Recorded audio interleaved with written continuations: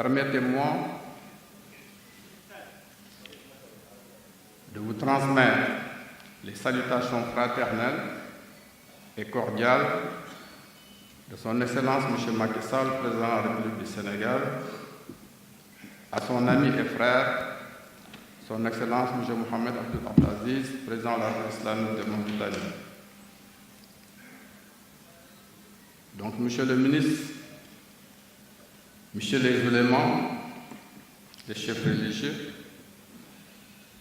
Monsieur les membres du corps diplomatique, je me réjouis de la présence de mes collègues du Maroc, du Soudan, de l'Arabie saoudite, de la Gambie, ainsi que les représentants des ambassades de l'Égypte et de l'Algérie et de la Palestine. Monsieur le Wali du Trarza m'a signalé sa présence chez le maire de Nouakchott. Honorables invités, Mesdames et Messieurs, en bon rang et qualité. Permettez-moi tout d'abord de saluer la présence parmi nous et de souhaiter la bienvenue à Cheikh Mohamed Bachir ibn Cheikh Abdul Had, représentant éminent et porte-parole du Khalife général des Mourides, Cheikh Mohamed Muntaha ibn Cheikh Mohamed Bachir, Cheikh Mohamed Bachir,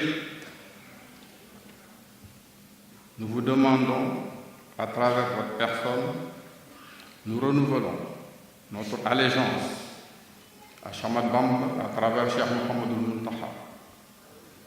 Nous vous demandons de transmettre à Cheikh Mohamed Muntaha, à qui nous souhaitons longue vie et bonne santé, pour qu'il puisse parachever les grandes œuvres qu'il a déjà entamées durant son califat. Serigne bi, ginnaaw bi ma nuyee ku fi teewal président Aziz ak kilifa yu fi teew yépp, ñi ngi leen di wax ahlan wa sahlan fii ci Mauritanie, yow ak délégation bi nga àndal. ma sit ki rek Cheikh Abdoul Ahad Gaïndé Fatma suma sëriñ, ñi leen di dalal jàmm fii ci Mauritanie. te seen ñëw fii ci Mauritanie nag warul jaaxal kenn.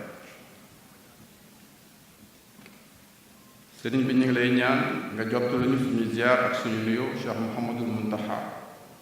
ñu ngi koy ñaanal mu yàgg fi lool te wér ba lépp lu mu naalal sëriñ Tuubaa rek yàlla may ko kattan ak wér ak gudd fan ba mu ko eggale fi mu ko bëggee ci barke Xaadimu Rasuul. ngeen may ma rek ma ñëwaat tuuti ci nasaraan, su ma paree dinaa ko tënkaat ci wolof ndax xam naa temps bi xat na lool, xëy na li ñu bëggoon wax lépp sax du fi xat.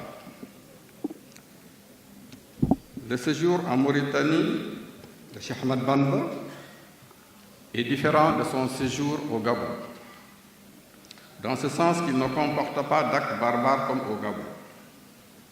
La cause apparente de cet exil a été l'affluence du monde qui venait à lui, ce qui constituait pour les colonialistes une sorte de manifestation politico-religieuse qui semblait être contre l'administration en place.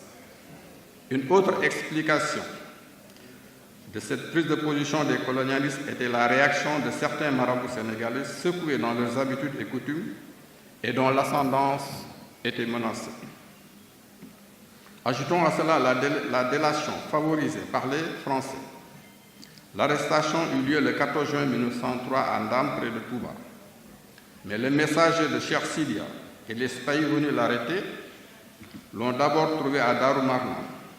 Il passera seulement à Ndam pour dire au revoir à Abdourahmane Lo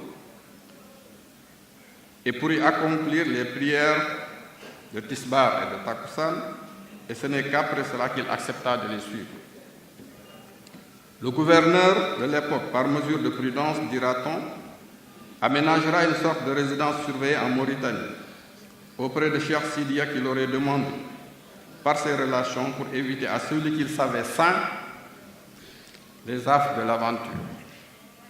On notera seulement le miracle qui se produisit près de Djek. Djek est un village du Waalo, sur la rive droite, à l'heure de la prière de Tisbar, alors que le commandant du bateau, dans lequel était transporté Khadim Rassoul, refusa de s'arrêter à la demande de celui du Saint-Homme. Le bateau sortit du fleuve jusqu'à 500 mètres. Le marabout descendit simplement, fit sa prière et remonta. Le bateau reprit le chemin du fleuve et continua sa route sans aucune intervention humaine. Nous savons que la Mauritanie n'était qu'un complément du Gabon. Il dira lui-même que le but de ce dernier voyage était de compléter les 10 ans en mer. Il fera 5 ans lunaires de 1903 à 1907 en Mauritanie. Mais la Mauritanie devint rapidement mouride, tant les transformations religieuses de ses habitants que par l'arrivée quotidienne et immense des Sénégalais, Gabonais et autres nationalités qui ne respectèrent alors ni frontières ni protocoles administratifs. À vrai dire, continuer à persécuter le maître Cheikh Ahmadou Bamba, continuer même à le garder hors de son territoire était devenu risque de révolte ou de rébellion. Dans les milieux sénégalais devenus très excités et prêts à se sacrifier pour la cause musulmane que défendait Cheikh Ahmadou Bamba, tellement la conversion au mouridisme se développait. Les mourides usèrent de tous les subterfuges pour le retrouver à Sarsara par exemple. Ils se transformèrent en troubadours, en commerçants et se déguisèrent même en lutteurs pour y accéder. En tant qu'humain, Cheikh Ahmadou Bamba a dû souffrir de ces différents exils. Cependant, pas une seule fois, il ne se dédie. Pas une seule fois, il ne tentera de signer un pacte, une allégeance, ni même un traité, ni d'adoucir son langage ou ses relations devant l'autorité coloniale.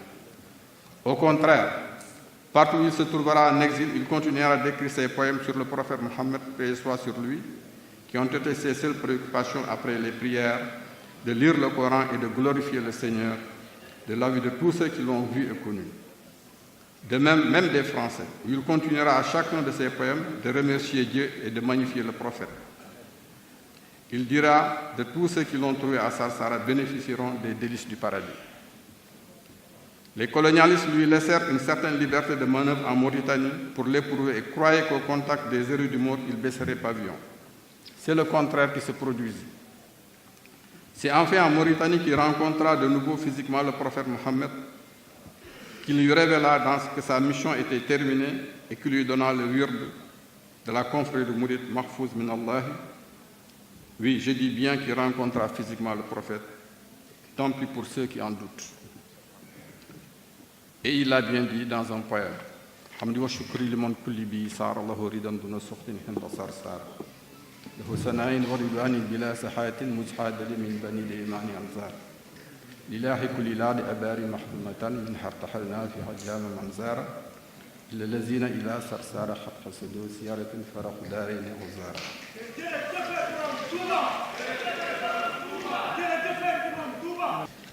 Cheikh Mohamedou Bachir, Ibn Cheikh Abdul Khadr, tout ceci pour vous dire que le thème de ce jour vient à son heure. Le rôle du soufisme dans la diffusion du savoir et le renforcement de la paix sociale. L'exemple de Khadim Rassoul. Thème ne saurait être mieux choisi dans un monde globalisé et en perdition, où la violence et l'intolérance aveugle sont en train de faire les ravages. Serigne Touba est l'exemple parfait, à l'image du prophète Mohammed sallallahu alayhi wa sallam, de la tolérance et du pardon qu'il incarne et divulgue à travers le monde.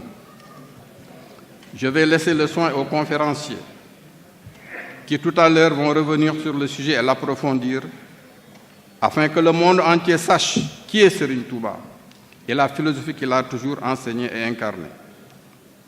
Je vous remercie de votre aimable attention. Assalamu alaikum wa rahmatullah.